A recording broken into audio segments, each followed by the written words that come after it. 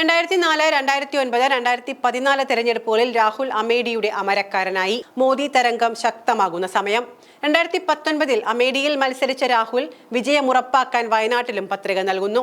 അമേഠിയിൽ സ്മൃതി ഇറാനിക്ക് മുന്നിൽ രാഹുലിന് തോൽവി സമ്മതിക്കേണ്ടി വന്നു. എന്നാൽ വയനാട് റെക്കോർഡ് ഭൂരിപക്ഷത്തോടെ രാഹുലിനെ പാർലമെന്റിൽ എത്തിച്ചു. 2024 അമേഠി എന്ന തട്ടകം മാറ്റി റായ്ബറേലിയിലും വയനാട്ടിലും രാഹുൽ പത്രിക നൽകി.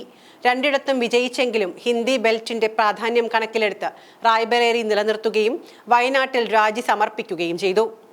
അതേസമയം പ്രതിസന്ധിയിൽ കൈത്താങ്ങായ വയനാടിനെ കൈവിടില്ലെന്ന് രാജ്യസമയത്ത് വ്യക്തമാക്കിയ രാഹുൽ പ്രിയങ്ക പിൻഗാമിയാകുമെന്ന് പ്രഖ്യാപിക്കുകയും ചെയ്തു.